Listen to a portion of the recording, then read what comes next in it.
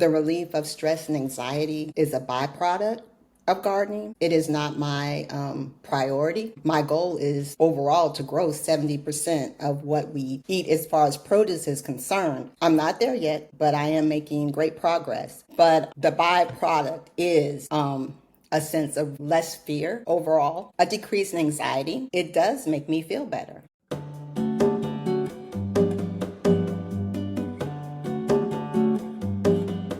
Welcome to Rooted and Rising, where we focus on becoming whole through the mind, body, and spirit together.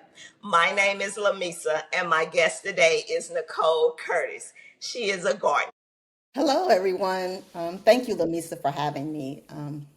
I feel very honored, very grateful. But thank you for having Oh, me. thank you so much. Okay, let's jump right into these questions, girl, because we are ready to hear about what you do. How does getting your hands literally dirty change your stress and anxiety in ways other activities don't? Okay, to answer that question, to me, the relief of stress and anxiety is a byproduct of gardening. It is not my priority.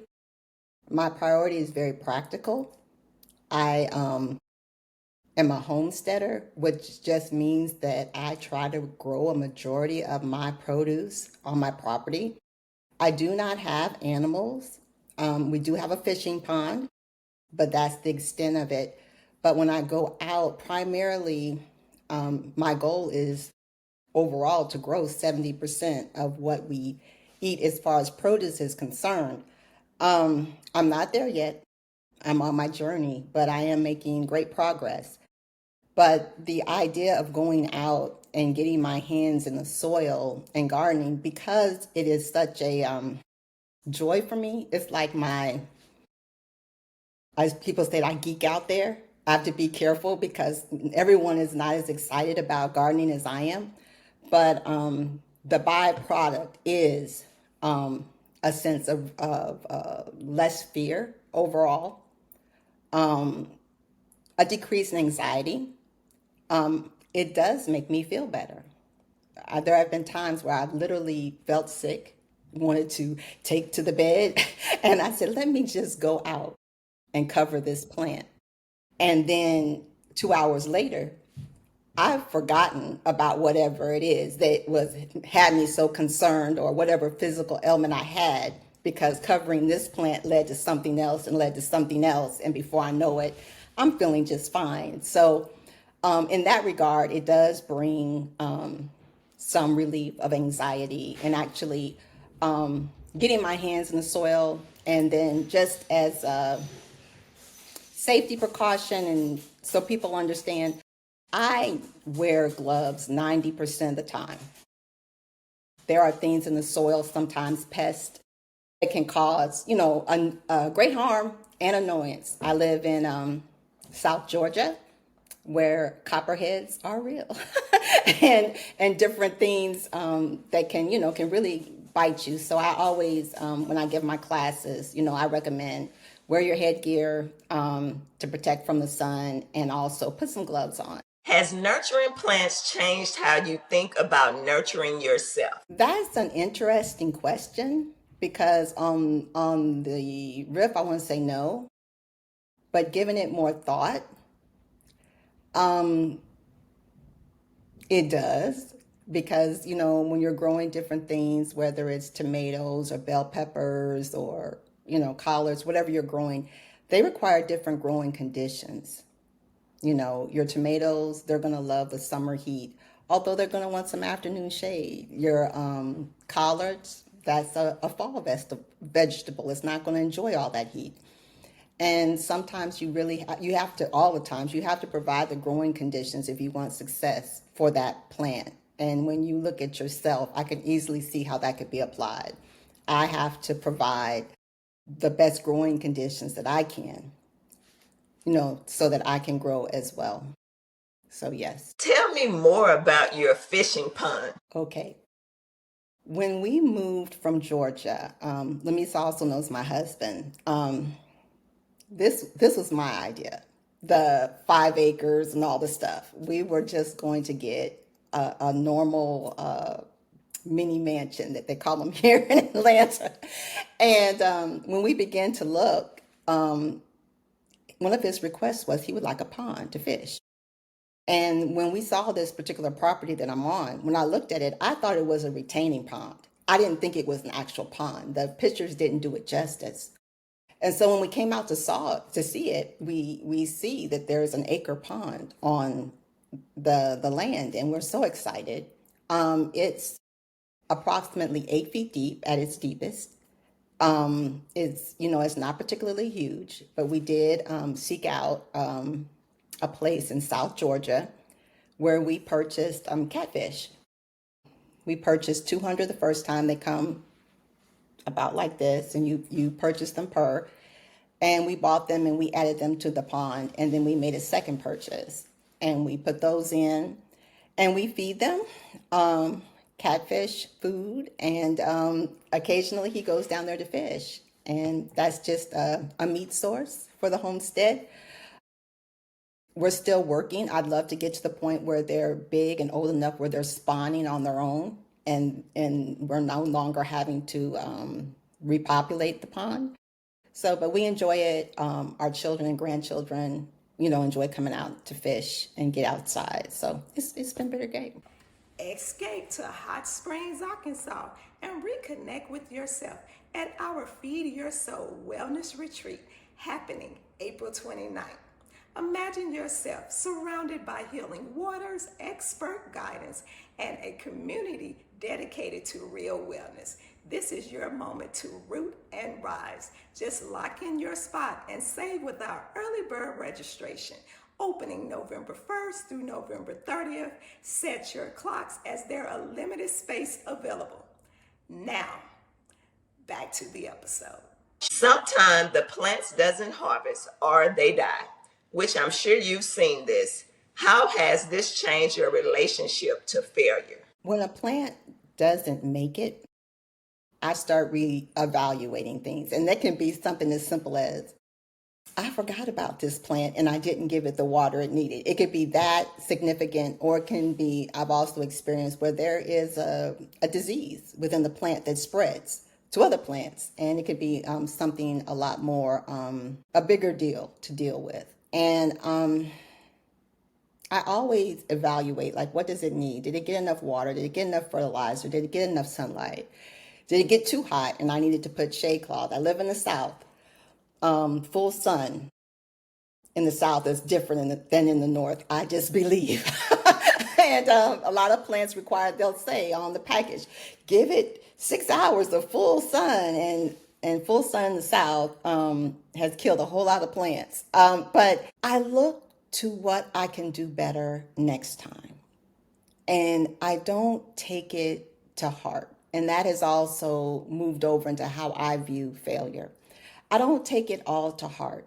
What can I learn from this? How can I do it differently? Do I need this plant at all? Do I need whatever that thing is in my life at all? And I evaluate what I can do differently. The other year, my favorite tomato is the pineapple tomato. And it's a slicer. And I had 3 of them growing together. And the second year I was here, I believe this happened. 2 plants on each side, and one in the center was healthy, and the 2 on the outside had disease. I spent a lot of time trying to revive those 2 that were diseased. Ultimately, it spread to the third, and so I lost all 3. And it just taught me, the next time when I saw that, I just remembered from last time. And when it popped up again, I was like, oh no, you got to go. You got to go right away because I have to, save the rest of my harvest.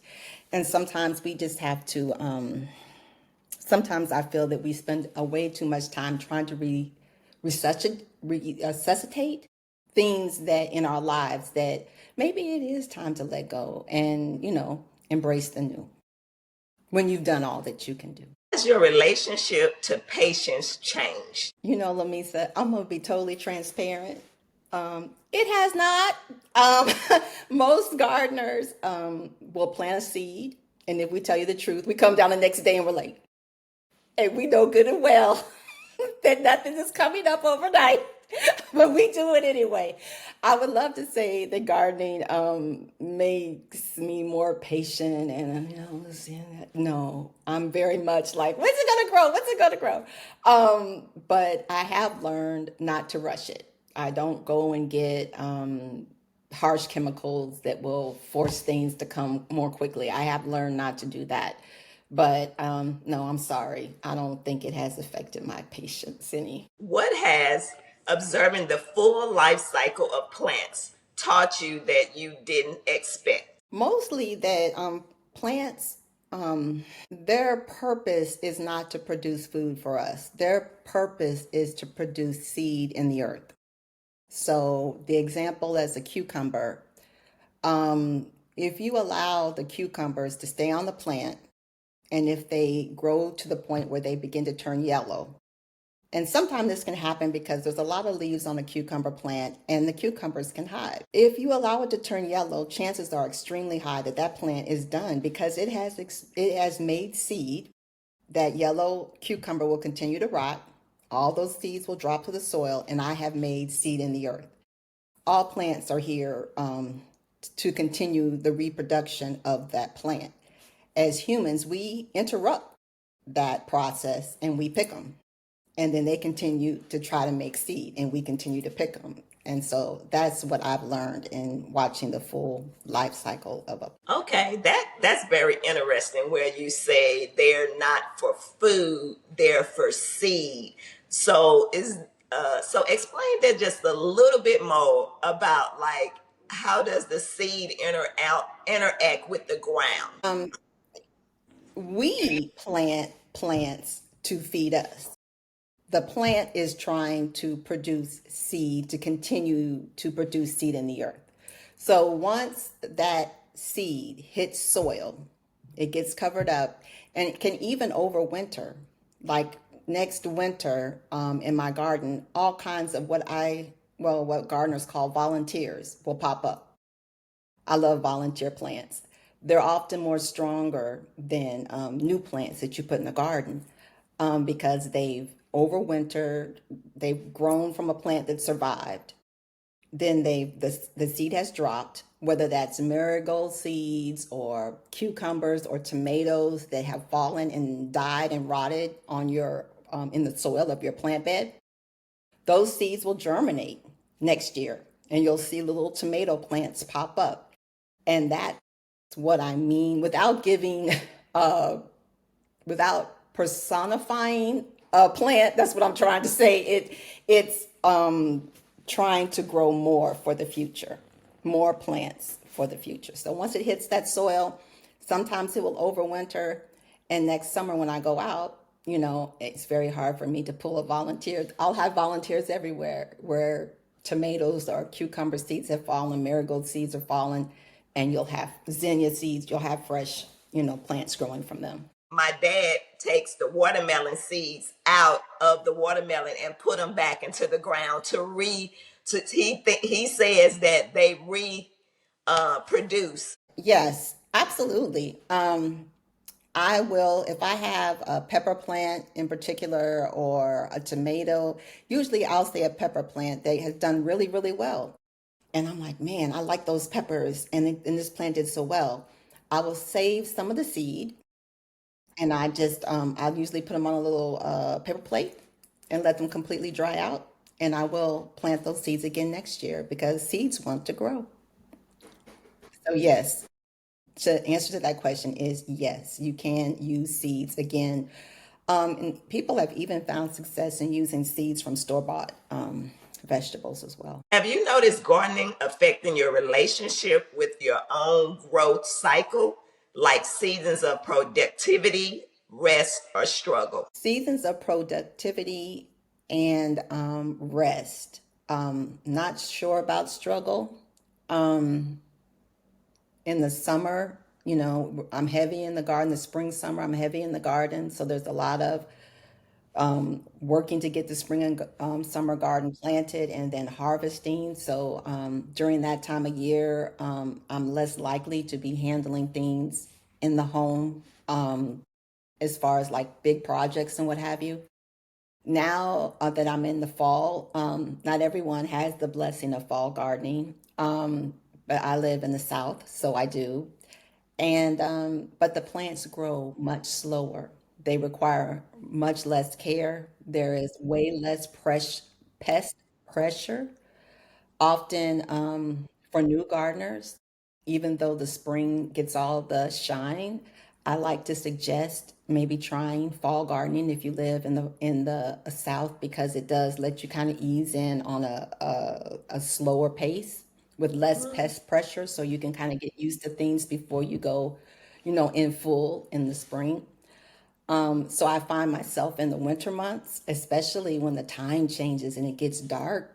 I don't want to show my age, but sometimes I look at, oh, it's dark. It's time to go to bed.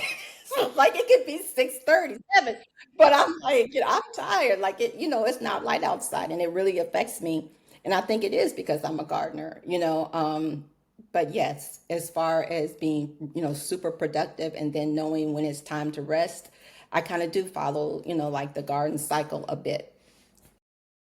However, even in the summertime, just as a person, as a human being, when you need rest, you need rest.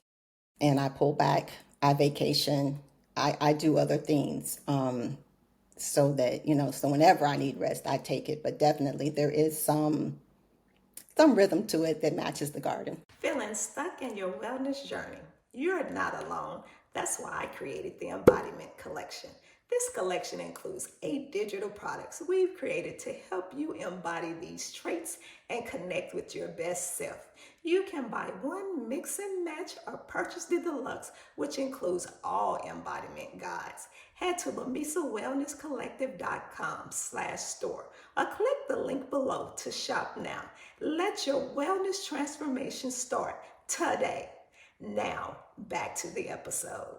If someone came to you feeling disconnected from the natural world, what's the first thing you'll have them to grow? Well, the first thing I would have anyone grow, whether they feel disconnected or not, is something that they eat.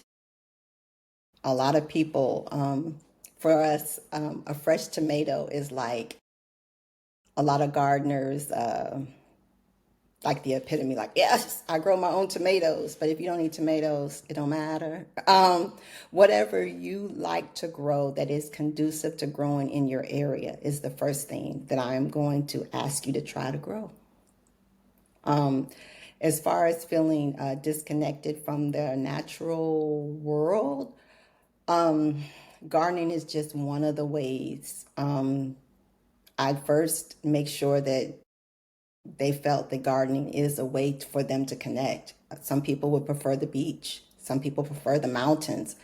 But just anyone that wants to garden, the first thing that I'm going to suggest you grow is something that you want to eat, that you like to eat. If you were designing a garden specifically to support someone's emotional or mental well being, what elements would be non negotiable? I don't design gardens. Um, I only design my own. I do have a ministry at church where I do teach people how to garden. As far as it's supporting their mental well-being, as I stated earlier, for me, it is a byproduct of it because it's a hobby that I truly enjoy. And there are lots of hobbies that you can pick that you can enjoy that can help bring you peace if you keep them peaceful. For me, gardening does that. But for me, gardening is very practical, Lamisa. What are you trying to grow first? Are you just trying to make a pretty area with some, flowers? Are you trying to grow food, which is my specialty? And regardless of the mental health benefits, there's just certain things that gardens need to thrive, period. Water, um, access to sun, um, just things that they need. Um, I don't think that I am the one that they need to come to ask as far as building a garden to help their mental well-being. I can tell you how I protect my peace in my garden. I don't sell anything right now, which has become a struggle, believe it or not. When people find out that I grow, one of their first thing is they ask is, do you sell your vegetables? And they're ready to buy vegetables. I was in the supermarket about 2 months ago. They had a sale, buy one, get one free on their ball mason jars. And I went in because you like never see that. And I had a basket full of them. And strangers were asking me, what are you going to put in those candy jars? Are you going to sell it? And it's become a struggle because I know that I give away a lot of produce that I cannot eat or process. But a lot of people are not okay with receiving without an exchange. So now I'm beginning to make space in my heart and my head for that. But initially, it was like I didn't want to make my garden feel like a job or, like I got to go out here because I got to get these green beans from Miss Karen and I got to get that broccoli for Joe, and it's like I just go out to my garden and I'm like, if it grows, it grows. And I'm going to store it up and we'll have it for the winter. And if I have extra, I give it away. And it just feels very, very free. But, some people cannot accept that blessing. It doesn't feel like a blessing to them for you to give them food. They feel like it's a blessing when you give me food and I'm able to give you in exchange for it. So I'm making room in my heart for that. I don't let everybody in my garden. I don't let everybody in my garden. I'm really particular. I don't let everybody pick in my garden because they don't know what they're doing. And some of them just don't. I'm very particular about who I let in when I go out there. I'm particular about my posture. If I am stressed or if I am in a hurry, I try to take a minute and take some deep breaths and remember, hey, hey, hey, this is our place of peace. If I get hot, if I get tired, if I'm upset because I've been bitten or stung by something, I go in the house. I go in the house. I put my things away and I go in the house and I try again the next day. And so that would be my suggestion. If they're going to garden, there's going to be like you can't put it in some hidden away area. It's never going to be a perfect oasis, but you can protect it. Whatever garden that you have or hobby that you take on, and just protect your peace by, this one thing. I'm not going to allow, outsiders in, or I'm not going to come into it. I'm going to come into it with a calm mind. I'm not going to turn it into a business. That's for me.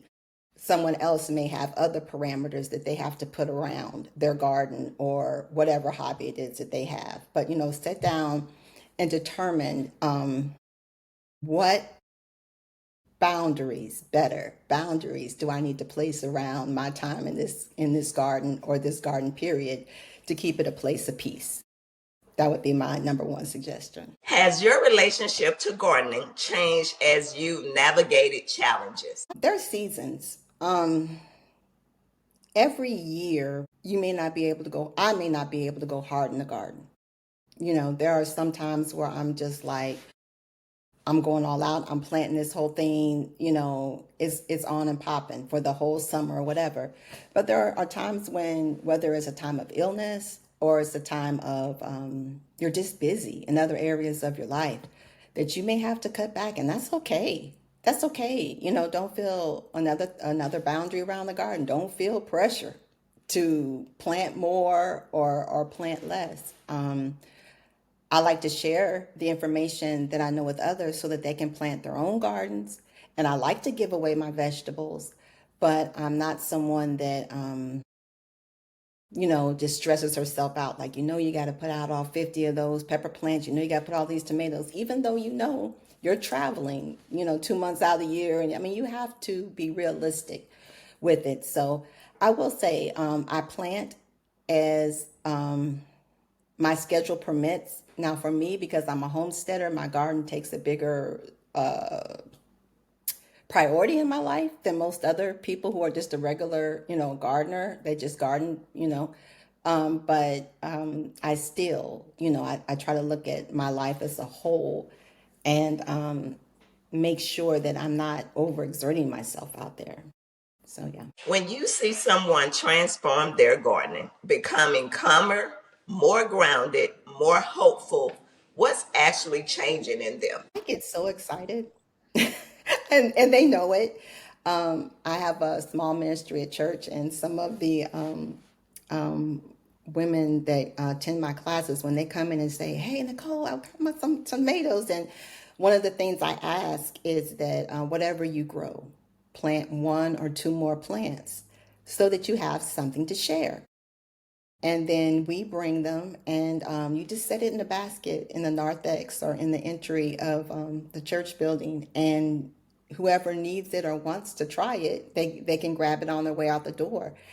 And when they come in and they bring their stuff to share, or when they have stories about how things are doing, it lights me up like crazy on the inside because they get excited too. And it's a very empowering feeling to grow your own food. Even on small scale, you have people who decide to grow their own herbs. And now they have their own herb garden on their windowsill, and they don't have to constantly, purchase that at the store. It doesn't have to be huge. There are people that grow in containers, and they'll grow them. I had a friend, and she texted me, "Nicole, I got my watermelon this year," and for me, that's a big deal.